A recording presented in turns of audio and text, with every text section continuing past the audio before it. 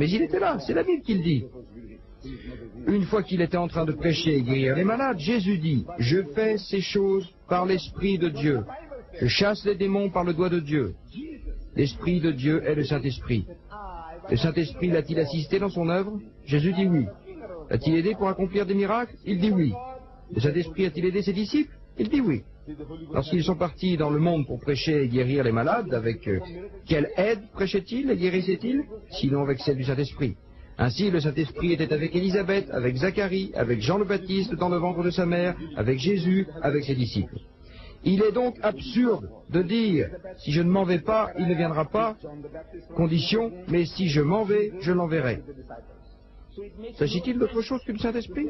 C'est simple, élémentaire. Maintenant, pourquoi peut-on dire que l'envoyé annoncé est Mohammed?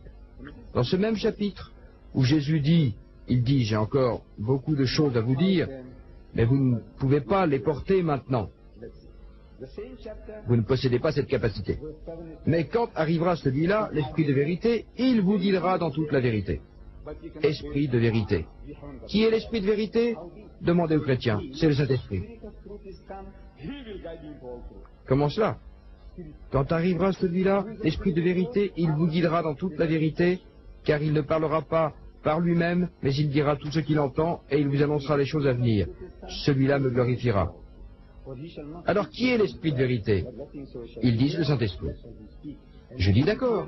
Si c'est le Saint-Esprit, dites-nous alors quelles sont les nouvelles choses qu'il vous a dites depuis 2000 ans. Jésus dit, j'ai encore beaucoup de choses à vous dire, mais vous ne pouvez pas les porter maintenant. Mais avant de développer ce point, je vais relire ce même verset en mettant l'accent sur les pronoms. Il dit, j'ai encore beaucoup de choses à vous dire, mais vous ne pouvez pas les porter maintenant.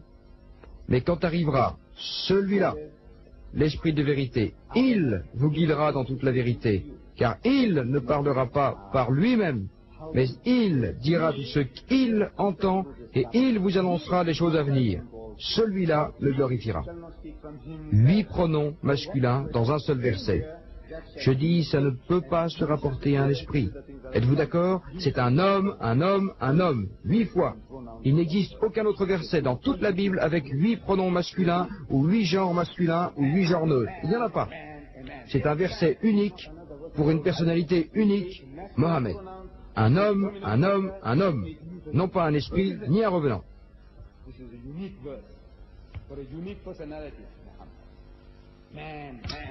Mais il nous dit, c'est un esprit. Mohammed est un esprit. Je dis oui, c'est ce que la Bible dit. Je dis, le mot esprit dans la Bible, je ne le répète pas, ne désigne pas systématiquement le Saint-Esprit. Car dans le livre de la Révélation, le dernier livre de la Bible, on nous dit que 7 esprits de Dieu sont partis dans le monde. Je dis, croyez-vous en 7 Saint-Esprits? Il dit non, il n'y a qu'un seul Saint-Esprit.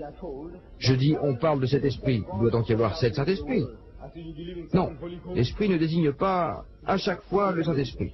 Alors, dans Saint Jean, dans la première lettre de Jean, chapitre 5, verset 4, il est dit, bien-aimés, ne croyez pas tout esprit, mais éprouvez l'esprit pour voir s'il provient de Dieu, car beaucoup de faux prophètes sont sortis dans le monde.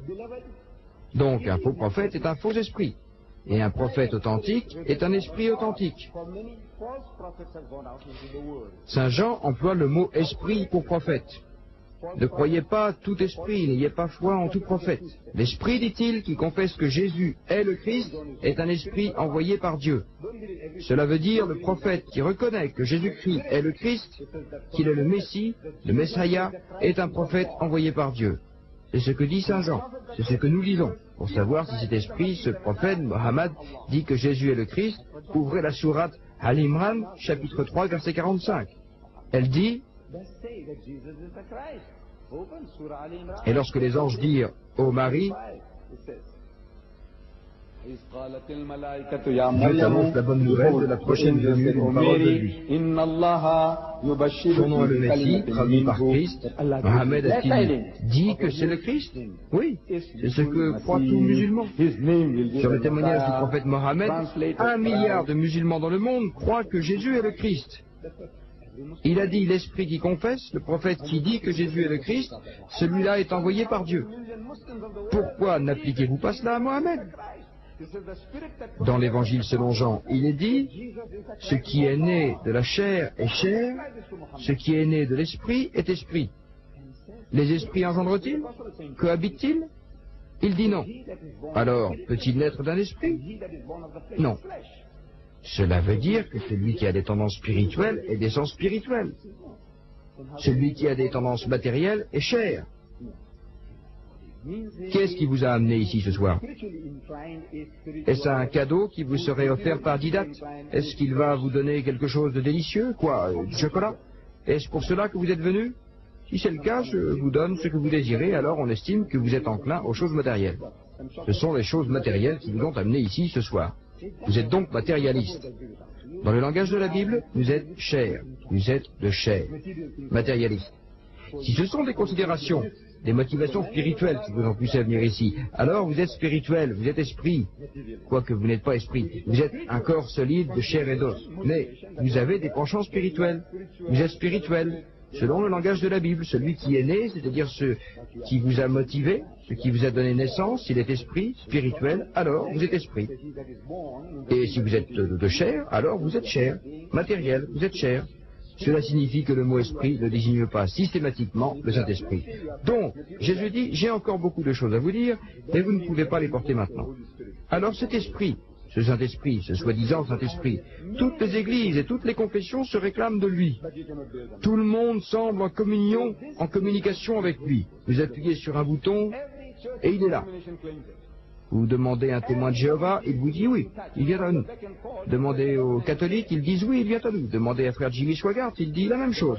Tout le monde est entré en contact avec lui. Tous ces cultes qu'il mentionne dans ses ouvrages, parmi ses 30 ouvrages, il y en a un sur les cultes.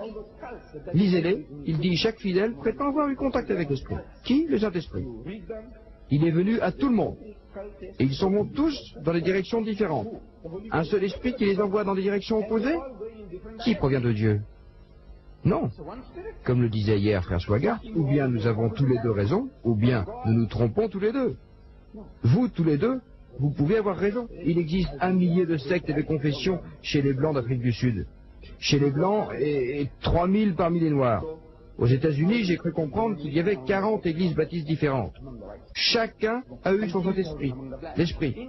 Et ils prennent tous des directions différentes. Ceci provient-il de Dieu? Peut-il être de Dieu? Tous allant dans des directions différentes, tous affirmant être baptistes, et tous prétendant avoir communiqué avec le Saint-Esprit?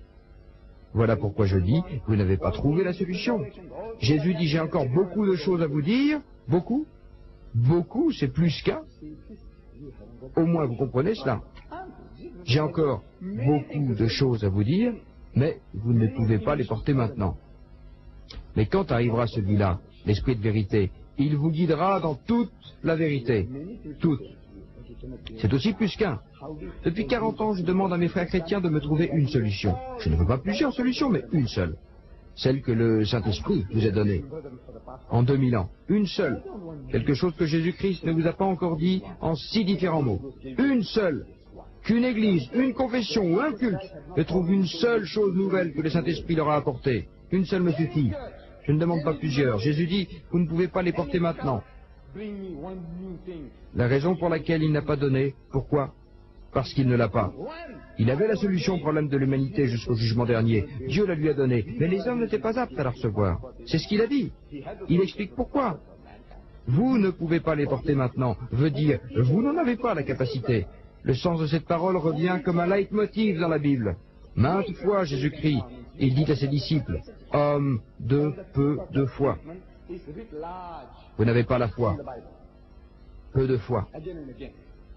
Homme de peu de foi. Homme de peu de foi. Il le dit maintes et maintes fois. Il leur explique, dites notre vérité, comme s'il s'adressait à des enfants. Et ils ne comprenaient pas de quoi il parlait. Alors il leur dit, vous n'avez pas encore compris? Encore? Et plus loin il dit, ô génération perverse et sans foi, voilà comment il interpelle ses disciples. Non pas les Juifs, la génération des Juifs, il les appelle, ô vous, génération de vipères, génération malfaisante et adultère, et ainsi de suite. Mais non, Maintenant, il décrit ses disciples, ses propres disciples.